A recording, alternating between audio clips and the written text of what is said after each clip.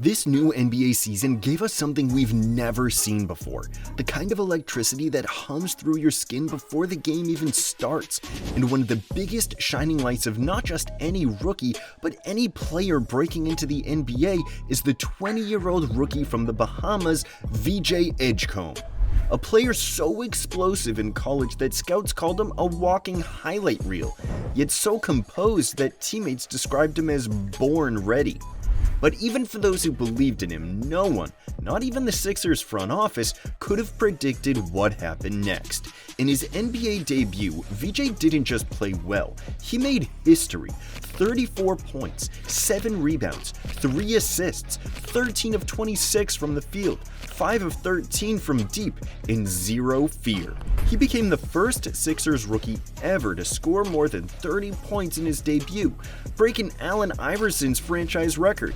VJ also put up the highest scoring debut since Wilt Chamberlain in 1955.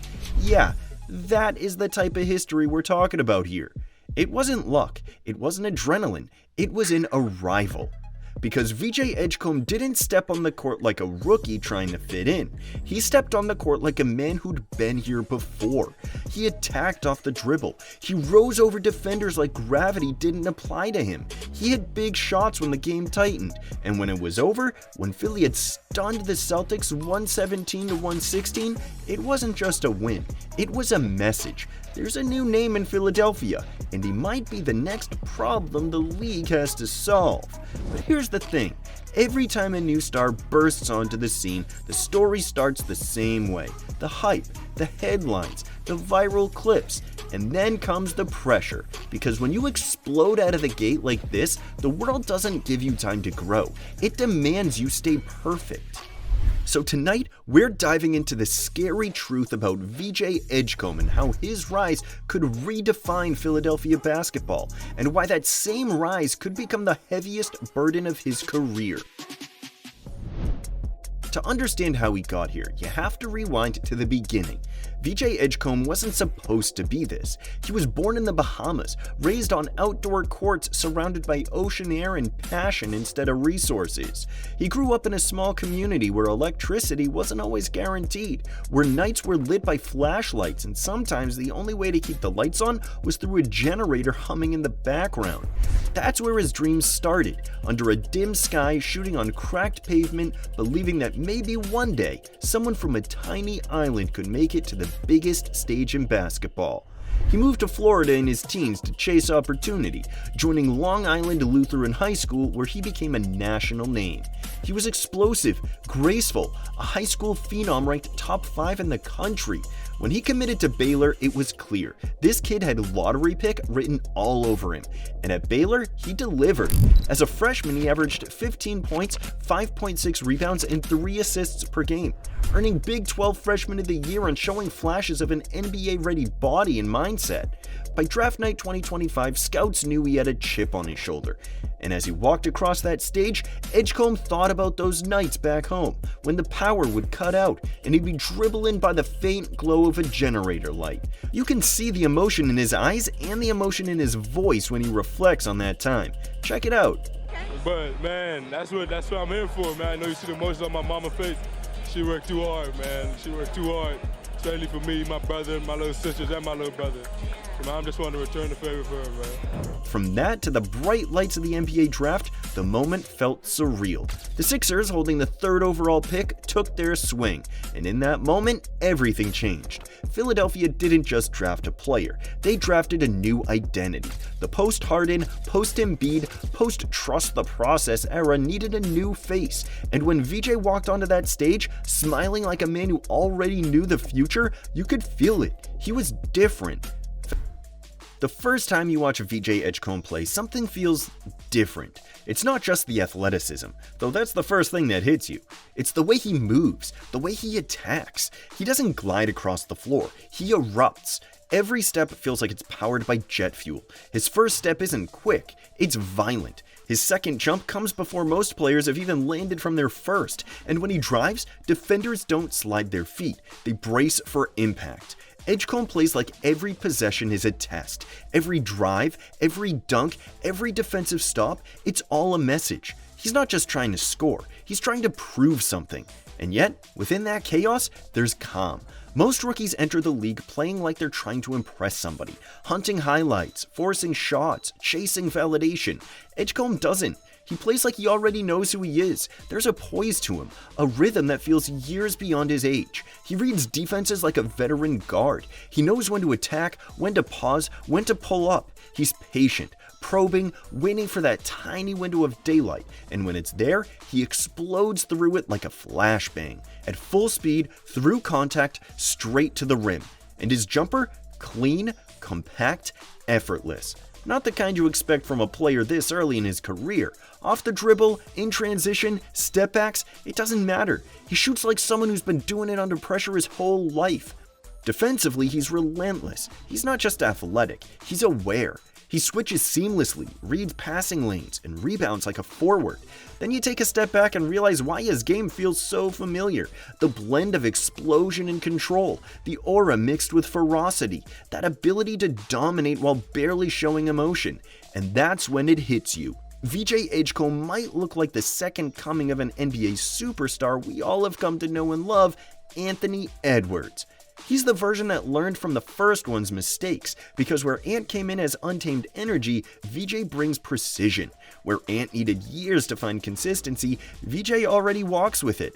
You see the movements in his game, the way he explodes out of a jab step, the way he floats midair and lands already thinking about the next play. He's not copying Anthony Edwards, he's channeling parts of him, that same fearless edge, that same ability to make every possession feel personal. The difference is, he's doing it with a rookie's humility and a veteran's patience. No one's saying he is Anthony Edwards, but you can see the blueprint, the flashes, the confidence, the physicality, and if he keeps building on it, if he keeps sharpening that balance between power and control, Edgecombe doesn't have to be the next Anthony Edwards. He just has to keep proving that he could be, and through 3 games, he's already showing that the ceiling might be that high.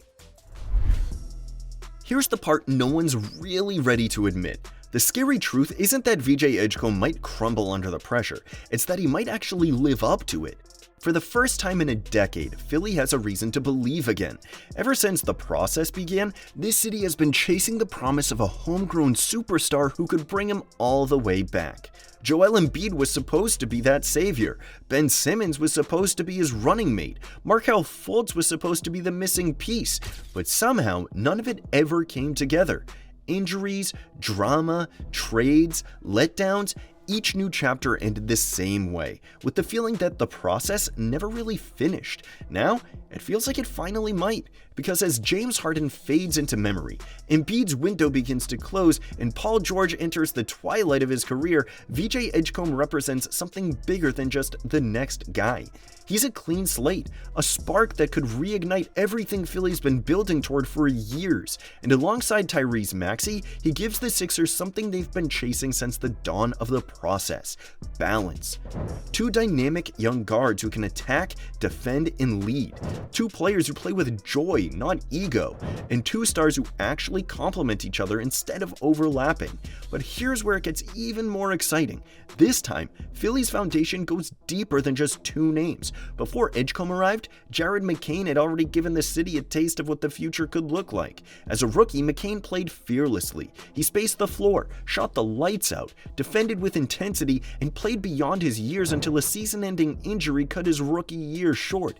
He's still recovering, but his presence matters, because with McCain healthy, the Sixers suddenly have 3 young building blocks: Maxey's leadership, McCain's shooting and IQ, and Edgecombe's explosiveness. That's a trio built not just for highlights, but for sustainability.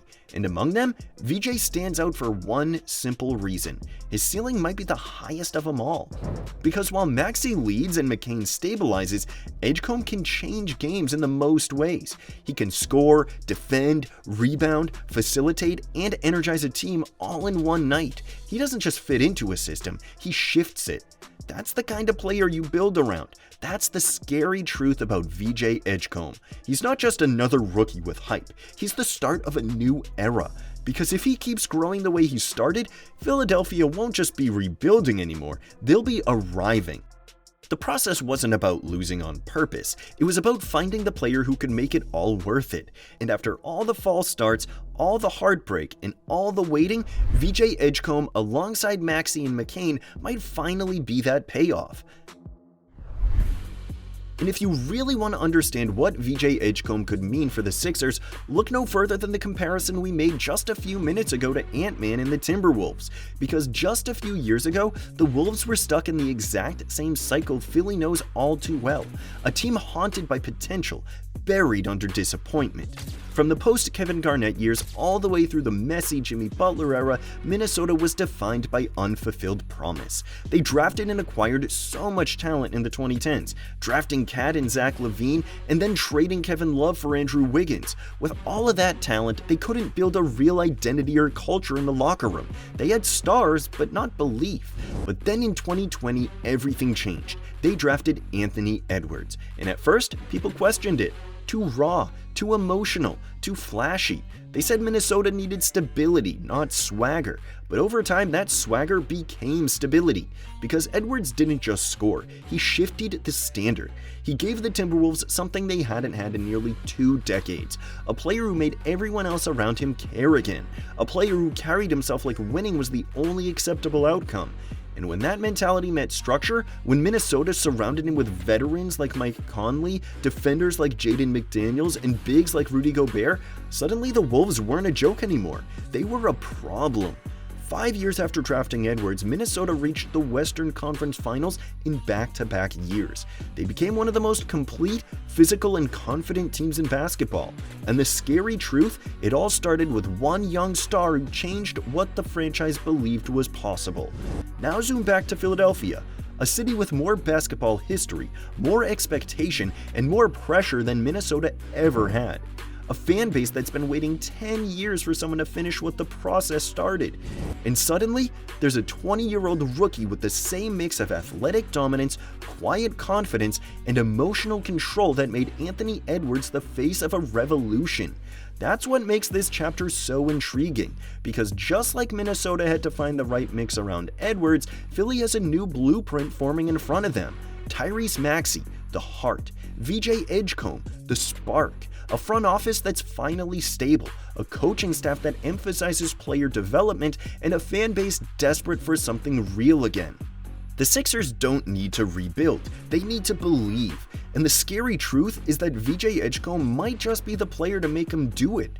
Because when you look at Minnesota now, a team once trapped in mediocrity, now feared in the West, you can't help but wonder if Philadelphia's future might be next. A city known for heartbreak finding its hero, a franchise known for failure finding its fighter, and maybe, just maybe, VJ Edgecombe could be to Philly what Anthony Edwards was to Minnesota, the beginning of something they'll talk about for years. But here's the twist that makes VJ Edgecombe's story so fascinating. He doesn't seem scared. He doesn't look overwhelmed by the spotlight. He looks like he was built for it. Like the noise around him fuels him, not frightens him. And that might be the secret ingredient that separates him from everyone else who's ever carried this kind of pressure. Philadelphia hasn't had a rookie like this in decades. Someone who brings hope without needing to ask for patience. He's already here. He's already producing. And if his first night was any indication, this might just be the start of something the city hasn't felt since Iverson. But there's another layer to this story, something even deeper. VJ Edgecombe's rise isn't just about him. It's about the evolution of the NBA itself, a league where athletic wings who can score, defend, and lead are the new blueprint. Where the next face of basketball doesn't come from the biggest market, but from the most determined mindset.